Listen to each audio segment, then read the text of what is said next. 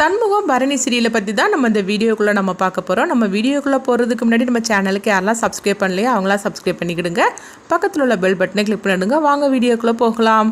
சண்முகம் பரணி எல்லாருமே வந்து அறிவழகனை ரத்னாவை அழைச்சிட்டு வரவும், அப்போ வீரா சிவபாலன் இவங்களுக்கு அந்த மரியாதையை கொடுக்கணும்னு சொல்லிடுவோம். அவங்க ஆரத்தை எடுக்கணும்னு சொல்கிறாங்க. அப்போ சண்முகம் அதெல்லாம் வேண்டான்னு சொல்லி தடுக்கும் போது, இங்கே பாரு இதெல்லாம் வந்து சம்பிரதாயத்தெல்லாம் கரெக்டாக பண்ணணும், நீ பேசாமல் இரு அப்படின்னு சொல்லிட்டு இருக்கவும், கனி அவங்களுக்கு சேர்த்து ஆரத்தை எடு அப்படின்னு சொல்லவும், அப்போ வீராவுக்கு சிவபாலனுக்கும் ஆரத்தை எடுக்கிறாங்க. அதே மாதிரிக்கு அறிவழகனுக்கும் ரத்னாவுக்கும் ஆரத்தை எடுக்கவும், அப்போ உடனே கனி வந்து சொல்லிட்டு இருக்கிறாங்க, ஆமாம் உங்களுக்கு தான் நான் ஆரத்தை எடுத்தோம்ல, தட்டில் காசு போடுங்க அப்படின்னு அறிவழகன்ட்ட சொல்லவும், அறிவழகன் ஐயோ எங்கிட்ட காசு இல்லையே அப்படிங்கும்போது அப்போ சிவபாலன் சொல்கிறாங்க, இங்கே வா நான் தாரேன் அப்படின்னு சொல்லிக்கிட்டு சிவபாலன் ரொம்பவே சந்தோஷப்பட்டுட்டு அவங்க வந்து கனிக்கு ரூபா கொடுக்கவும், பரவாயில்லையே எனக்கு இவ்வளோ ரூபா தந்திருக்கிறீங்களே அப்படின்னு சொல்லிட்டு கனி சொல்லிட்டு இருக்கிறாங்க. ஆமாம் ஆமாம் வச்சுக்கோ அப்படின்னு சொல்லிக்கிட்டு அவங்க வீராவை பார்த்து சிரிச்சுக்கிட்டே சிவபாலன் இருக்கவும், அப்போ வீரா வந்து முறைச்சு பார்த்துக்கிட்டு இருக்கிறாங்க. சரி வாங்க அப்படின்னு சொல்லிக்கிட்டு வீட்டுக்குள்ளே அழைச்சிட்டு போகிறாங்க. இங்கே பார்த்தோம்னா சவுந்தர பாண்டிகிட்ட பாண்டியம்மா வந்து சொல்லிட்டு இருக்கிறாங்க, டேய் நல்ல வேலையா நான் வந்து தப்பிச்சுட்டேன்டா, உன்னை யாருக்கா அந்த காரில் யாரை சொன்னா அப்படின்னு சவுந்தரபாண்டி கேட்டுட்டு இருக்கவும், நான் எங்கெல்லாம் ஏறுனேன், உன் மகா பரணி தான் தரதரன்னு என்னை பிடிச்சி கையை பிடிச்சி இழுத்துட்டு போயிட்டு அப்படிங்கும்போது,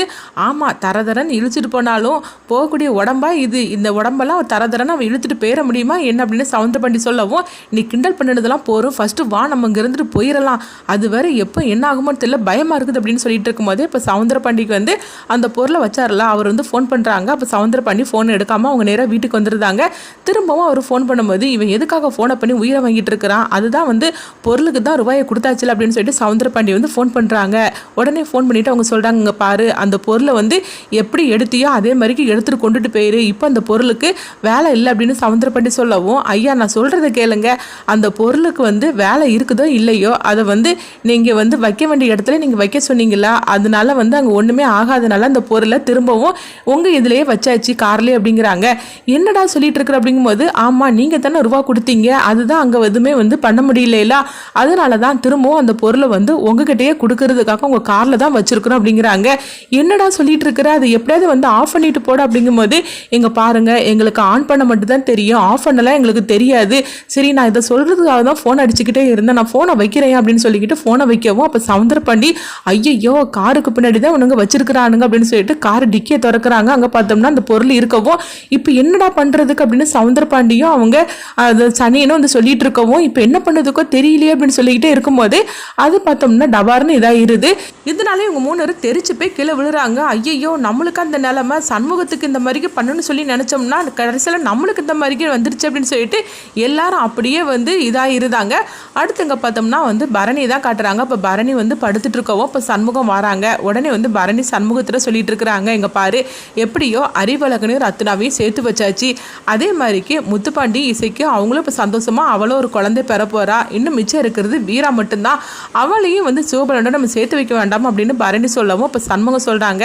உங்ககிட்ட நான் சும்மா சும்மா சொல்லிட்டு இருக்கணுமா என்ன, வீராவோட மனசை எப்போ மாறி அவள் சிவபாலனை ஏற்றுக்காளோ அப்போ அவள் ஏற்றுக்கிடட்டும், அது வரைக்கும் அவளை யாரும் தொந்தரவு பண்ணக்கூடாது அப்படிங்கவும், இங்கே பாருடா நீ தான் வந்து வீராவோட வாழ்க்கையை இப்போ கெடுத்துக்கிட்டு இருக்குன்னு எனக்கு தோணுது அப்படிங்கும்போது, என்ன உளறிட்டு இருக்கிற அப்படிங்கவும், ஆமாம் வீரா கிட்ட இப்போ நீ மட்டும் ஒரு வார்த்தை சொன்னேன்னு வச்சுக்கேன், கண்டிப்பாக அவள் சிவபாலனோடு சேர்ந்து வாழ்றதுக்கு சம்மதிச்சிருவா, ஆனால் நீ இப்படி பேசிட்டே இருக்கிறனால தான் வீரா வந்து போக மாட்டேன்னு இருக்கிறா, என்ன இருந்தாலும் சரிதான் அவள் கண் முன்னாடி எல்லாருமே வந்து சந்தோஷமாக இருக்கும்போது அவன் மட்டும் எதுக்காக தனியாக இருக்கணும், இதை நீ கொஞ்சம் கூட புரிஞ்சிக்கவே மாட்டியா, மற்ற தங்கச்சிக்கெல்லாம் நல்ல அண்ணனா நீ இருந்துட்டு இருக்கிறேலா, ஆனால் வீராவுக்கு மட்டும் ஏன் இந்த மாதிரிக்கு நீ இருக்கிற அப்படின்னு சொல்லவும், இங்கே பாரு வீராவுக்கும் நான் நல்ல அண்ணனாக தான் இருந்துக்கிட்டு இருக்கிறேன், நீ தான் இந்த மாதிரிக்கெலாம் என்ன பேசிகிட்டு இருக்கிற அப்படிங்கும்போது, இல்லையே அப்படி ஒன்றும் தெரியலையே உனக்கு வீராமலை அப்படி உனக்கு என்ன தான் கோவம் அப்படிங்கும்போது, இங்கே பாரு எனக்கு என்னது வீராமலை என்ன கோவம், எனக்கு எந்த கோவமும் கிடையாது, என்னுடைய கோவம் எல்லாம் சிவபாலனை பற்றி தான் அப்படிங்கும்போது, இங்கே பாரு சிவபாலனும் எதுக்காக வீரா காலத்தில் தாலி கட்டணும்னு சொல்லிட்டு அவனும் சொல்லிட்டா, நம்மளும் வந்து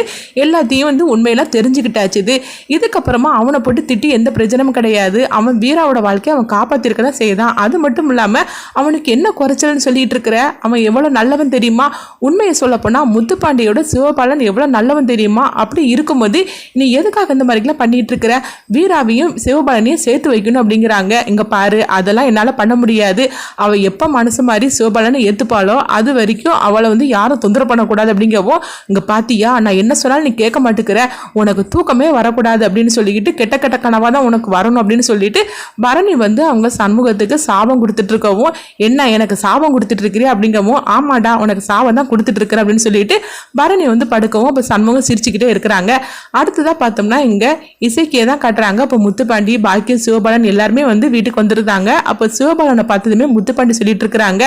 என்னடா நீயும் நல்லா சாப்பிட்டு மூக்கு பிடிக்க சாப்பிட்டுட்டு எங்க பின்னாடியே வந்துட்ட, நீ எப்படியாவது வீராவை அழைச்சிட்டு வருவோன்னு சொல்லி எதிர்பார்த்தா நீ இப்படி இருக்கிறீ அப்படிங்கும் போது, இங்க பாருண்ணா நான் என்ன பண்றதுக்கு, நானும் என்னெல்லாமோ பேசிட்டேன், ஆனா அவளோட மனசு கொஞ்சம் கூட மாற மாட்டேங்குது அப்படிங்கவும் அப்ப பாக்கிய சொல்லிட்டு இருக்கிறாங்க, வீராவோட மனசை மாத்துறதுக்கு நீ என்ன பண்ணணும்னு நம்மளுக்கு தெரிய மாட்டேங்குது, அந்த சண்முகமும் இந்த மாதிரி சொல்லிட்டு இருக்கிறான் அப்படிங்கவும் அப்ப முத்துப்பாண்டி வந்து இசைக்கிட்ட சொல்லிட்டு இருக்கிறாங்க,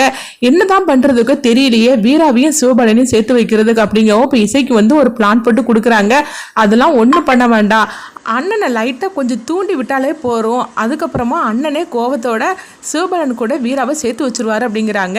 என்னட்டி நீ சொல்லிட்டு இருக்கிற அப்படின்னு பாக்கியா கேட்டுட்டு இருக்கும்போது, ஆமாத்த அண்ணனை பற்றி உனக்கு தெரியாது, அவரை கொஞ்சம் நம்ம ஏற்றி விட்டுட்டு கொஞ்சம் அவர் வாயை கிளறினாலே போகிறோம், அவருக்கு கோவம் வந்துடும், அதுக்கப்புறமா வீராவை சிவபாலனோட அவரே சேர்த்து வச்சுருவார் அப்படிங்கவும், இது நல்ல ஐடியாவாக இருக்கிற அப்படின்னு முத்துப்பாண்டி சொல்லவும், ஆமாம் நான் அதை தான் சொல்கிறேன், வேற ஒன்றும் பண்ண வேண்டாம், அண்ணனை கொஞ்சம் ஏற்றி விட்டுட்டா போகிறோம், அவருக்கு கோவம் வந்துடும், அவர் கோவம் வர மாதிரிக்கு நம்ம கொஞ்சம் தூண்டி விட்ட மாதிரிக்கு நம்ம எல்லாரும் சேர்ந்து பேசணும்னு வச்சுக்கிட்டேன், கண்டிப்பாக வந்து வீராவையும் சிவபாலையும் நம்ம சேர்த்து வச்சிடலாம், இதுதான் வழி அப்படிங்கவும், சரி இதை நம்ம சீக்கிரமாக செஞ்சிட வேண்டியது அப்படின்னு சொல்லவும், என்ன சிவபாலா இப்போ உனக்கு சந்தோஷமா அப்படின்னு சொல்லி கேட்டுட்டு இருக்கவும் அப்போ இசைக்கு சொல்கிறாங்க, பாரு சிவபாலன் முகத்தில் எவ்வளோ சந்தோஷம் தெரியுது அப்படின்னு சொல்லிட்டு இருக்கவும், அப்போ சவுந்தர பண்ணி பார்த்தோம்னா முகத்துல எல்லாம் வந்து அதாவது நெருப்பு பிடிச்சிக்கிட்டு அவங்க வராங்க. உனக்கு என்னப்பா ஆச்சு அப்படின்னு சொல்லி கேட்டுட்டு இருக்கும்போது, அதெல்லாம் சொந்த கதை சோக கதை, அதை பற்றிலாம் நீ கேட்டுட்டு இருக்கக்கூடாது அப்படிங்கவும், உங்களுக்கு என்னங்க ஆச்சு அப்படின்னு சொல்லி கேட்டுட்டு இருக்கும்போது, இப்போ தானே நான் அவன்கிட்ட சொன்னேன், சும்மா உங்ககிட்ட தனியாக வர சொல்லிட்டு இருக்கணுமா, நீங்கள் போய் படுக்க போகலையா போங்க அப்படின்னு சொல்லிட்டு இருக்கவும், அவர் என்ன பண்ணுறாரோ யாருக்கு தெரியும், அவர் வழியே தனி வழியாக தான் இருக்குது,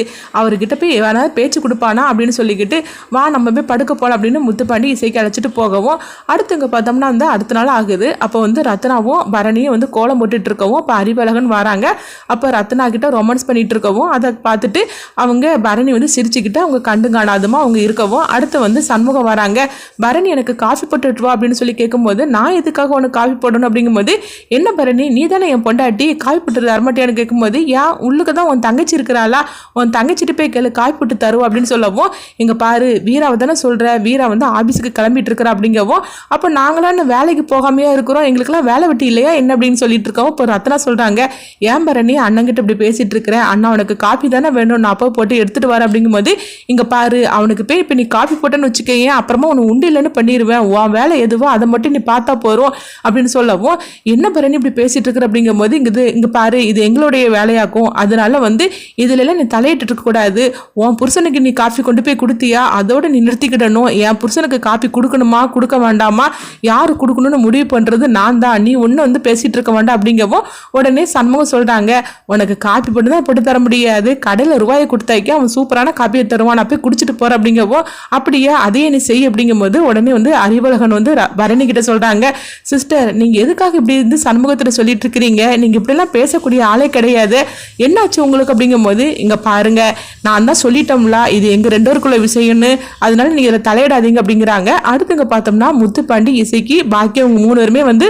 சண்முகத்தை பார்க்கறதுக்காக வராங்க. அப்போ சண்முகம் கேட்டுட்டு இருக்கிறாங்க, என்ன திடீர்னு இவங்களாம் வந்திருக்கிறாங்க என்ன விஷயம்னு சொல்லி கேட்டுட்டு இருக்கவும், அவங்களுடைய நாடகத்தை சண்முகத்திட்ட அவங்க வந்து ஆரம்பிக்கிறாங்க. அப்போ சண்முகத்துக்கு இசைக்கு சொன்ன மாதிரிக்கு கோபம் வர ஆரம்பிச்சிருது. அப்போ பரணிக்கு ஒன்றும் புரியாம முழிச்சிட்டு இருக்கவும், பரணி கிட்ட இசைக்கு வந்து கண்ணை காட்டவும் பரணி புரிஞ்சுக்கிட்டுதாங்க. அடுத்து பார்த்தோம்னா இவங்க எல்லாரும் சேர்ந்து சண்முகத்தை வந்து ஏற்றி விட்டுட்டே இருக்கவும் சண்முகத்துக்கு கோவம் வருது. அந்த நேரம் பார்க்க வீரா வராங்க. அடுத்து என்ன நடக்க போகுதுன்னு சொல்லி வெயிட் பண்ணி பார்க்கலாம்.